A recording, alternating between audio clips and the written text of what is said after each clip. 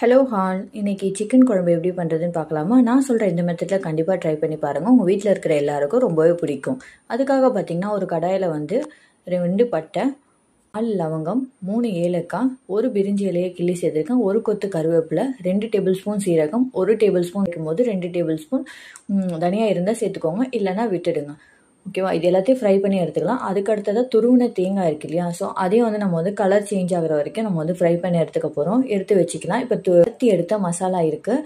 So அதை வந்து நம்ம வந்து ஒரு சுற்றி எடுத்துட்டு அதில் வந்து சின்னதாக குண்டு மிளகாய் 5 சேர்த்து அது கூடவே வந்து 2 டேபிள் ஸ்பூன் தனியா தூள் சேர்த்து நம்ம வந்து அரைச்சி எடுத்துக்க போகிறோம்.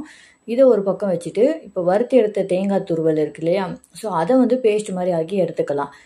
ஸோ இந்த மசாலா ப்ரிப்பரேஷன் முடிஞ்சுது. அடுத்ததாக பார்த்தீங்கன்னா, ஒரு குக்கர் வச்சு குக்கரில் வந்து எண்ணெய் சேர்த்து எண்ணெய் கொஞ்சம் சூடான வறுத்து அரைச்சி எடுத்த மசாலாவை அதில் சேர்த்து கிளறி விடுங்க. இது கூடவே 2 டேபிள் ஸ்பூன் அளவுக்கு இஞ்சி பூண்டு பேஸ்ட் வந்து சேர்த்துக்க போகிறோம்.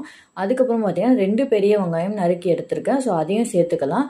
வெங்காயம் வதங்குறதுக்காக கொஞ்சம் உப்பு சேர்த்துக்கோங்க. நான் வந்து மொத்தமாக இந்த இதுக்கு தேவையான அளவு உப்பு சேர்த்துக்கிறேன். ஸோ இந்த ஒரு கைப்பிடி அளவுக்கு நான் உப்பு சேர்த்துக்கிறேன். ஓரளவு ஆனியன் ஓரளவு வதங்கினதும் தக்காளி சேர்த்துட்டு வெங்காயமும் தக்காளியும் வந்து நல்லா வதங்கணும். ஒரு கொத்து கருவேப்பிலையை வந்து சேர்த்துக்கலாம். இப்போ வந்து எல்லாமே சேர்த்து நல்லா மிக்ஸ் ஆகி அந்த கருவேப்பிலை வாசனை நல்லாவே வரும். ஸோ அந்த அளவுக்கு வெங்காயம் தக்காளி சேர்த்தது தெரியாத அளவுக்கு நல்லா வதக்கி எடுத்துட்டு நம்ம இப்போ வெங்காயமும் தக்காளியும் நல்லா வதக்கியிருக்கோம். நீங்களே அதை வந்து பாருங்கள். இந்த அளவுக்கு நல்லா வதங்கினதுக்கப்புறமா இது கூட பார்த்தீங்கன்னா 2 கரண்டி அளவுக்கு தயிர் சேர்க்கணும். தயிர் சேர்த்து மிக்ஸ் பண்ணிவிட்டு 1/2 கிலோ சிக்கன் சேர்த்ததுக்கப்புறமா 1/4 டேபிள் ஸ்பூன் மஞ்சத்தூள், 1 டேபிள் ஸ்பூன் வெறும் மிளகாத்தூள் சேர்த்து மிக்ஸ் பண்ணி விட்டுடுங்க. இப்போ நம்ம வறுத்தி எடுத்த பவுடர் இருக்கு இல்லையா? ஸோ அந்த ஜாரையை வந்து நம்ம வந்து கழுவி எடுத்து ஸோ அந்த தண்ணியை தான் இதில் சேர்த்துருக்கேன்.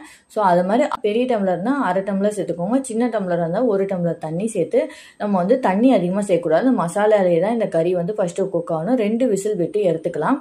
இப்போ 2 விசில் விட்டு எடுத்தாச்சு.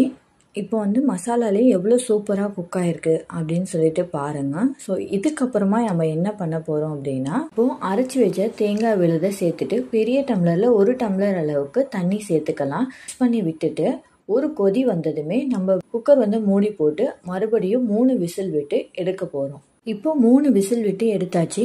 வாங்க குழம்பு எப்படி ரெடியாக இருக்குது அப்படின்னு சொல்லிட்டு பார்க்கலாம். பாருங்கள் எவ்வளோ சூப்பராக அழகாக இருக்குது பார்த்தீங்களா? கலர்ஃபுல்லாக டேஸ்டியாக க்ரீமியாக இருக்கும். திறக்கும் போதே அந்த மசாலாவோட வாசனைலாம் அவ்வளோ சூப்பராக வரும்.